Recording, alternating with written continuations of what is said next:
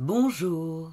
Aujourd'hui nous allons voir comment le fou s'associe aux épées. Et oui, des cartes un petit peu plus difficiles à définir que les pentacles. Le fou avec l'as d'épée. Là c'est un appel à s'en tenir à sa décision. C'est-à-dire que vous avez tranché quelque chose avec l'as d'épée, vous avez pris une décision. Le fou vous dit ne regarde pas en arrière et fais en fonction de ce que tu as décidé. Le fou avec le 2 d'épée. Là, il y a un choix difficile. C'est en opposition avec le 2 de pentacle, où le choix peut être de nature équivalente. Là, dans le 2 d'épée, il y a l'idée que l'on renonce à des choses plaisantes. Il y a l'idée que le choix est difficile, qu'on aimerait bien prendre cette route, mais l'autre là-bas aussi en même temps, ce qui n'est pas possible, on ne peut pas se couper en deux. Donc, le choix est beaucoup plus difficile, mais le fou vient vous dire qu'il faut faire ce choix et qu'il faut avancer.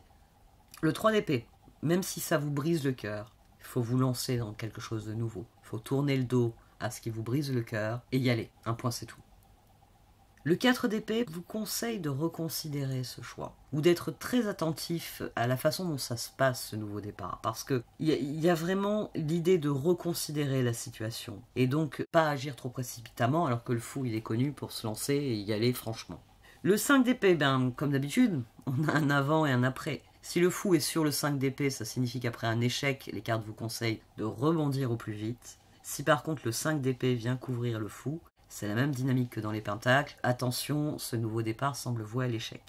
Le 6 d'épée, le 7 d'épée, le 8 d'épée, le 9 d'épée, toutes ces cartes sont très difficiles. Le 6 d'épée, c'est comme le 3 d'épée, ça vous dit de tourner le dos à cette situation et de vous barrer vite fait parce qu'il faut réellement que vous passiez à autre chose. C'est une carte qui vous dit, mais c'est même pas à lâcher prise, c'est va-t'en, va-t'en. 7 d'épée, c'est une carte de trahison avec le fou. Bon, pareil, hein, le fou vient vous dire qu'il faut tirer un trait sur cette trahison et qu'il faut partir au plus vite.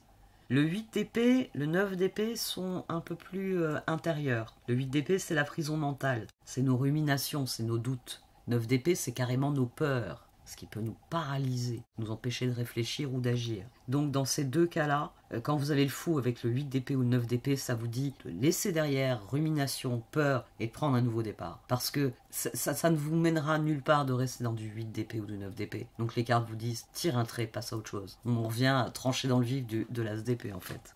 10 d'épée, forcément c'est très très très douloureux. Il peut y avoir une dimension sacrificielle un peu plus dans cette carte, mais là le nouveau départ il est plus que acté. 10, vous êtes à la fin de quelque chose, donc il faut en finir, il faut passer à autre chose et bye bye, et fou, je tourne le dos à ce qui me fait souffrir, je n'en veux plus, je prends un nouveau départ. Le page d'épée pour commencer, c'est le chercheur, c'est celui qui fait des recherches, c'est celui qui est créatif et qui essaye de trouver des solutions. C'est le degré au-dessus du page de pentacle, lui il fait des recherches mais il a besoin d'une solution. Il cherche un élément concret qui lui permette de comprendre de quoi il retourne et pouvoir donc définir un plan d'action qui lui permettra de triompher des situations qui sont souvent difficiles quand il s'agit des énergies d'épée.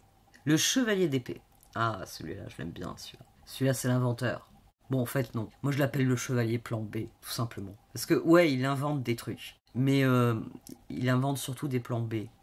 Ici, les cartes, en vous sortant le chevalier d'épée, elles vous disent « Vois donc un peu, regarde autour de toi, parce qu'il y a sûrement quelque chose que tu peux changer, il y a quelque chose que tu peux faire, quelque chose de différent qui fasse bouger la situation. » Chevalier d'épée, c'est vraiment ça. C'est celui qui, fondamentalement, à un moment donné, fait volte-face, parce qu'il se dit « Attends, si je fais comme ça, ouais, c'est différent, c'est innovant, mais ça fera la différence. » Il y a cette spécialité de la volte-face chez le chevalier d'épée, c'est pour ça que je l'appelle le chevalier plan B, parce que part dans une direction, puis sa réflexion lui fait dire « Attends, on va prendre une autre direction. » C'est tout le contraire d'ailleurs du chevalier de pentacle, qui lui trace obstinément sa route selon le plan. Le chevalier d'épée a une souplesse, il peut s'adapter aux difficultés qui se présentent à lui. C'est pour ça que c'est une très bonne carte quand elle sort dans un tirage. Elle signifie que vous avez les ressources, qu'il faut les mobiliser pour pouvoir faire volte-face. Et bien justement, faut prendre le nouveau départ qui est nécessaire. Et souvent un nouveau départ, c'est de faire les choses différemment de ce que l'on avait fait auparavant. Et c'est la spécialité du chevalier d'épée.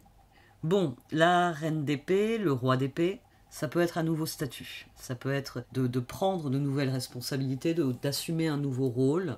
Et forcément, chacune des deux étant, on va dire, typique de certaines énergies, dans le cas de la reine d'épée, on est face à la justicière. Elle a un côté très justice, la reine d'épée. Elle a toujours une épée tirée, un peu comme les cartes de la justice. Parce que c'est celle qui va peser les choses. Elle va prendre tout ce qu'elle sait, tout ce qu'elle a pu concevoir en étant le page d'épée, tout ce qu'elle a pu essayer en étant le chevalier d'épée, et elle va mettre tout ça dans une balance. dans sa réflexion. La reine d'épée, elle essaye de voir ce qu'il y a de meilleur, elle essaye de trier le bon grain de livret, elle essaye de trancher les choses en s'efforçant de tout prendre en ligne de compte et de faire le choix le plus juste possible.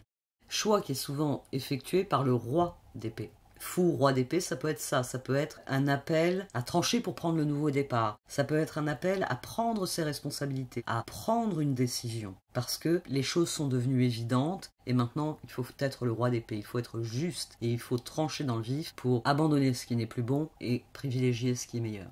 Donc là encore, le fou avec les personnages, c'est finalement la personnalité des personnages qui colore l'action du fou. Il représente quelque chose de nouveau. Départ, aventure, étape.